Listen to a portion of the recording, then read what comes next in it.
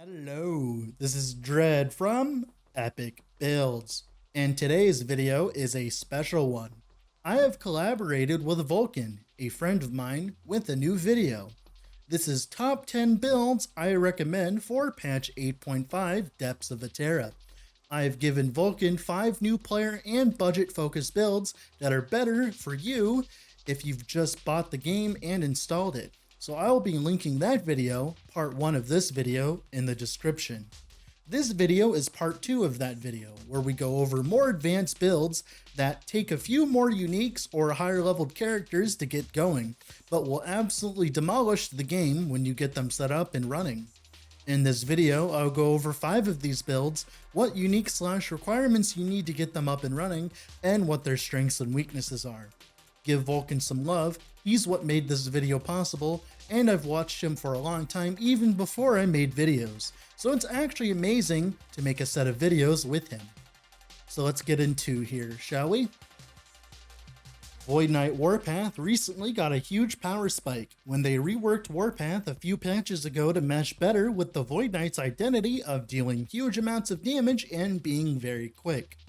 This build doesn't require any uniques to start functioning, but it does scale hard on gear. Investing into exalted weaponry eventually will bring your DPS comparable to what's in the video, and will probably be one of your biggest focuses on this build. This build uses the interactions between specific nodes inside the Warpath skill tree, making your echoed Warpaths deal large amounts of damage very quickly, and all of our skills and items are focused on this one goal, to make our damage numbers reach as high as possible. This build was 4 months in the making of testing and refining to make it as close to perfect as humanly possible, and now it is officially one of the better Warpath builds out there.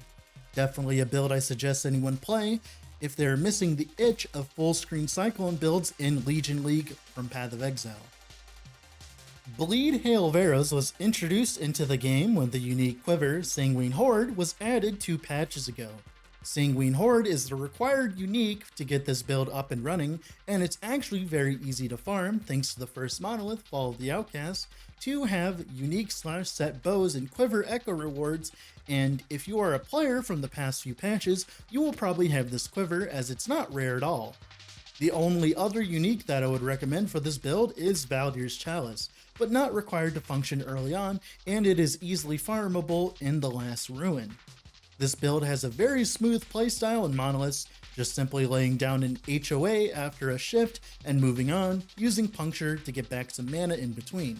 And the bleed pops with puncture are amazing to watch happen, as you can get well over 3 million damage pops with very little investment and just 1 Hail of Arrows cast. If you enjoyed the bleed bow gladiator playstyle, this build is enough to scratch that itch. Wraiths were reworked in patch 8.4. They were too good at killing your graphics card, so because of that they limited the number of Wraiths and gave them better base stats. Did that kill the skill? We thought so at the beginning, but instead it's now one of the best skills in the game, hands down. This build technically does not require any uniques to get started, but it will go from good to great when you either acquire a Vessel of Strife or an Usurper's Mandate to solve your sustain. The reason why Wraiths are so strong is you can turn off their movement, which means their lackluster AI can't ruin your fun. You can slap a Wraith down and all it can do is focus on one thing and one thing only, shooting fireballs at enemies. There are many ways you can change the build and still have a strong base with the pure DPS power of Fireball Wraiths, but I will leave LookJ's and my version down below. This build is probably your best in slot for T4 dungeon farming, so if you are interested in doing some dirty dungeons, this is the best build for you. Ignite normally is very bad due to its requirement of a lot of uniques to function and its low base stats. But Warpath was changed last patch to have synergy with Ignite, one of these nodes allowing you to convert your bleed chance into Ignite chance. This means you get double the effect of Ignite and Bleed and end up with a much higher chance to Ignite as a result. This on top of legendaries finally entering the game, this means we can run items like Soulfire, Bleeding Heart, and Fiery Dragon Shoes, but still have plenty of room to put all of our resistances and HP on our items. This is the Forge Guard version of Ignite Warpath, focusing on utilizing a two-handed bleed chance axe and benefiting from all of the Forge Guard's two-handed synergy nodes, but I have a Paladin version coming very soon. If you ever wanted to play Ignite, but always felt it was lackluster, this is the perfect build for you because it is one of the best ones I have ever played in terms of Ignite. Summon Abomination did not receive a singular change in patch 8.5, which is huge news as it is one of the premier builds I have showcased on the channel before to do dungeons like T4 Jurla and hopefully the two new ones. Don't hold me on that though. This build is insanely cheap, and the only limiting factor to making it work is simply leveling a Necromancer high enough so that you can just specialize into Abomination, which at that point the build will start crashing through the entire game. I would suggest you level with Wraith Necromancer previously mentioned until you can specialize into Abomination, as you get A-Bomb much later in progression, but it is 100% worth it as this big behemoth is by far one of the best dungeon farmers as of the moment. If you wanted to summon one large hulking Leviathan and have it tear through monoliths and bosses like a hot knife through butter, this is the build for you.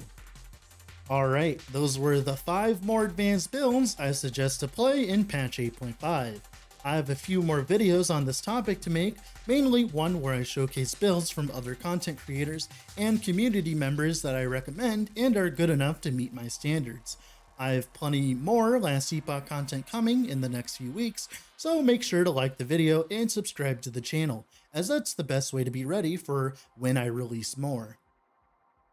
With all that being said, this has been Dr3ad from Epoch Builds, and have a wonderful rest of the day wherever you're at, and bye.